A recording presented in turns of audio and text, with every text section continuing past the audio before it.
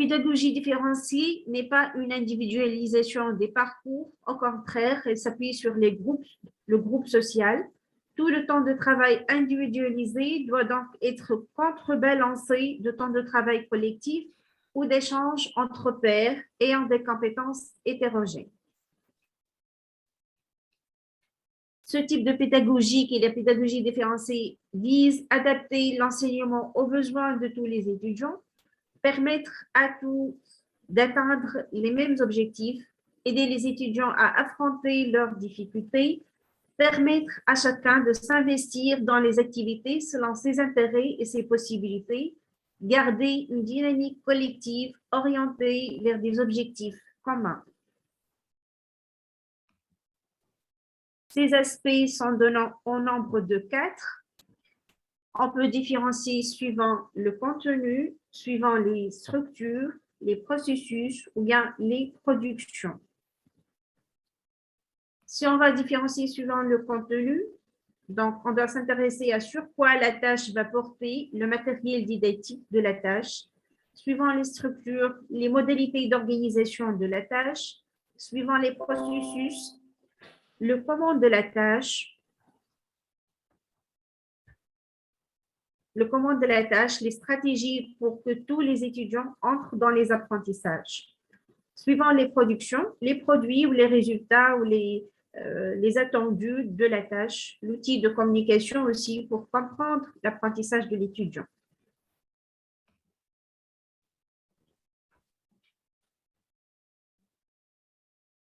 Si on va s'intéresser maintenant aux aspects de différenciation des contenus.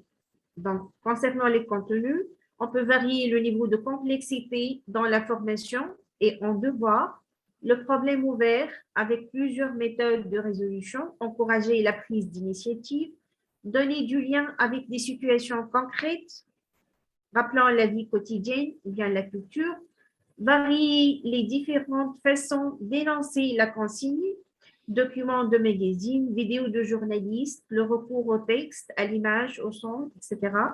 Prévoir du travail pour les plus rapides, des défis, des prolongements, des bonus pour les plus rapides.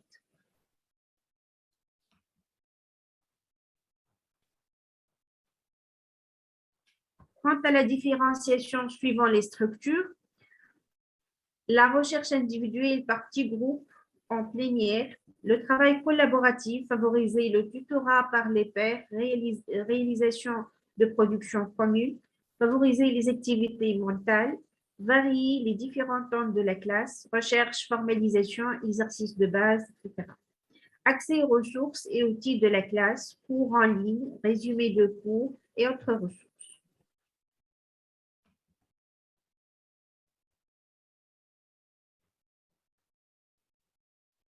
Quant à l'aspect de différenciation de processus, on peut guider les activités pour les problèmes, adapter l'autonomie des étudiants, accompagner les étudiants, s'assurer que chacun a pu s'engager dans la tâche, aider à surmonter les obstacles, susciter les débats, confronter les idées, valider et valoriser les stratégies, mettre en scène le problème, expliciter le problème, le cas échéant, utiliser des schémas, des logiciels de géométrie dynamique, par exemple, s'adapter aux différents profils des étudiants, auditifs, visuels, faire manipuler si possible, établir une relation de confiance avec l'étudiant pour qu'il soit à l'aise.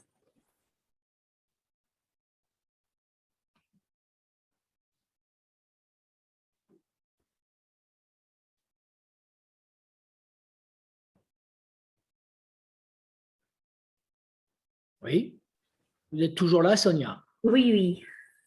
Pardon. Quant aux productions, on peut avoir des débats, des idées de concours, maître, recherche, par exemple, des rendus écrits ou numériques, on doit valoriser les productions ou bien les exposer, différenciation de l'évaluation, exercice de plus, exercice au choix, exercice avec des conditions de réalisation différentes, temps, reprise et correction. Donc, on peut articuler 4 dimensions en jeu dans la différenciation pédagogique. le temps d'enseignement. En deuxième lieu, on peut avoir l'objectif visé. Troisièmement, les dispositifs ou bien les gestes. Et quatrièmement, les conditions d'efficacité. Avant de commencer le processus d'enseignement, on peut opter pour des pré-tests, donc tester, réactiver par exemple la motivation des étudiants ou préparer pour l'enseignement. Pendant l'enseignement proprement dit, on peut soutenir et aider les étudiants, adapter leur rythme par exemple à l'apprentissage et évaluer avec des feedbacks continus et prendre en compte ces feedbacks-là. Après l'enseignement, on peut revoir certaines stratégies si elles n'aboutissent pas, et exercer avec les étudiants pour pratiquer, pouvoir mémoriser. Les dispositifs de différenciation pédagogique, donc qui requièrent une planification, une organisation systématique, groupe de besoins, tutorat entre étudiants, plateforme de travail, forum de discussion, etc. Les gestes de la différenciation pédagogique, modalité d'aide, n'appelant pas de dispositif particulier, s'intégrant au fonctionnement de la classe, par exemple dans le cas d'aide d'un seul étudiant qui nécessite cette aide-là, qui est autiste, par exemple, etc. Être enseignant-tuteur de nos jours, bon nombre de tuteurs se trouvent fortement démunis face à l'hétérogénéité des étudiants qui composent la classe dont ils ont la charge. Les réponses à ces difficultés convergent toujours vers la nécessité d'approcher les étudiants au plus près de leurs besoins par le recours raisonné à une pédagogie différenciée. Il est souvent nécessaire de travailler avant tout sur la motivation pour enrôler les étudiants dans la tâche. La différenciation pédagogique est au cœur d'un faisceau de 3 champs complémentaires qui lui donnent pertinence et légitimité, des intentions éthiques qui nous déterminent, des recherches en sciences de l'éducation qui nous font penser et des mises en œuvre qui nous font agir.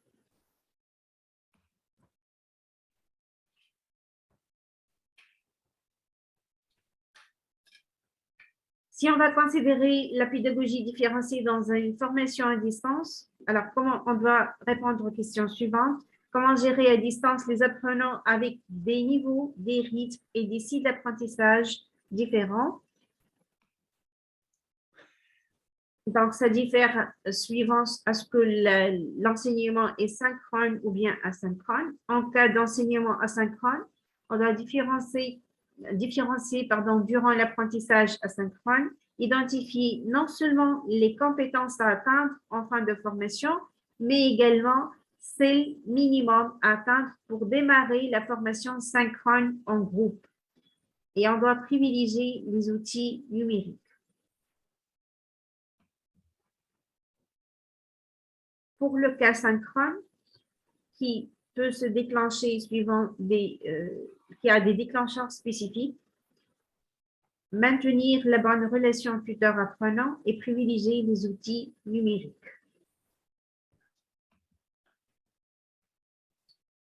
L'acquisition du socle commun par tous les étudiants, quelles différences comporte, Donc, on doit se baser tout d'abord sur la motivation, s'appuyant sur les centres d'intérêt des étudiants, peut faciliter certains apprentissages, mais nécessite d'éveiller d'autres intérêts. Le vrai moteur de l'apprentissage vient de la maîtrise graduelle de défis. Donc, on ne doit pas laisser les étudiants suivre leurs préférences. Ce n'est pas favorable pour leur apprentissage. On doit toujours les guider.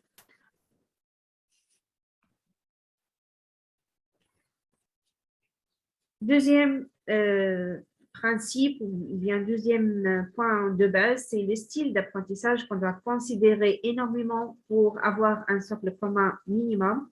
Il existe des cheminements d'apprentissage différents pour certaines notions, des gestes, mais en nombre limité. Les acquis antérieurs ont un rôle très important au niveau de l'acquisition du socle commun, puisque l'effet d'une intervention pédagogique sur l'étudiant dépend largement de son niveau initial de maîtrise du sujet.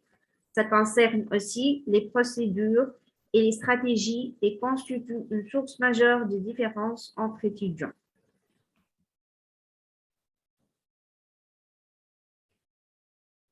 Sur quoi peut-on différencier?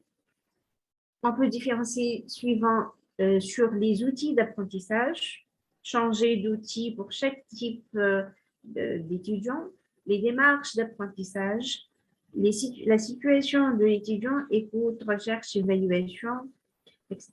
Donc, dans quelle phase il est l'étudiant, dans quelle phase d'apprentissage, le degré de guidage. Il y a des étudiants qui nécessitent qu'ils soient guidés, d'autres qui sont autonomes, la place du relationnel ou bien du travail qui évoque le travail de groupe, la gestion du temps.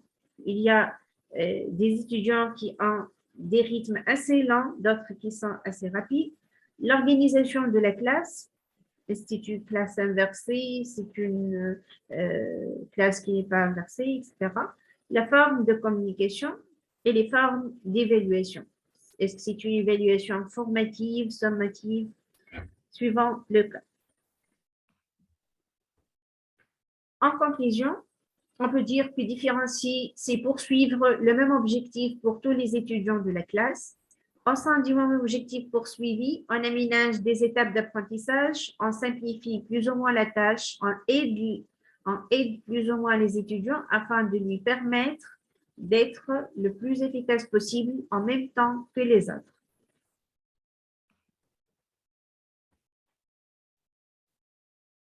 Articuler travail collectif, travail en groupe, coopératif et travail individuel. Prendre en compte l'état de savoir de l'étudiant est crucial. L'aider à constituer une solide base de connaissances est essentiel tout en luttant contre les inégalités. Et je vous remercie pour votre attention. J'attends avec plaisir vos questions. Merci. Est-ce qu'il y a des questions dans la salle ou en ligne? Ah oui, il faut que je fasse apparaître le petit chat.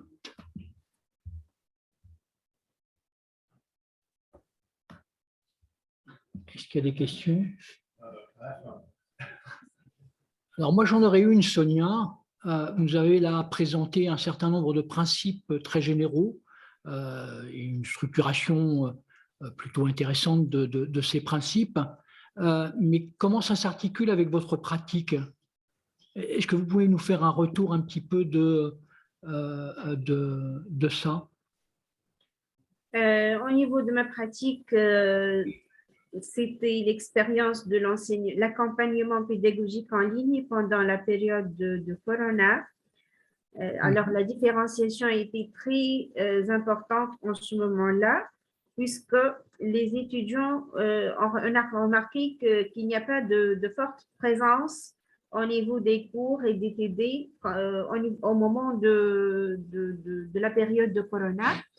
Donc, on s'est allé d'une façon immédiate vers la différenciation, surtout des dispositifs d'apprentissage. On a opté pour des vidéos qui sont enregistrées des cours, donc ça nécessite généralement des efforts considérables auprès du formateur. Il doit déployer des efforts pour avoir des vidéos qui sont enregistrées, des animations qui sont attirantes. Il doit varier les outils. Il doit essayer d'attacher les étudiants pour les garder, pour ne pas avoir un nombre d'absences assez important, parce que vu la période qui est un peu délicate, on a insisté au début d'un grand nombre d'étudiants qui fuient les cours, qui n'assistent pas. Puis petit à petit, avec les vidéos, avec les enregistrements qu'on met, avec l'accompagnement, on a pu améliorer la présence des étudiants et les attacher pour assister aux cours. D'accord. Merci. Merci à vous.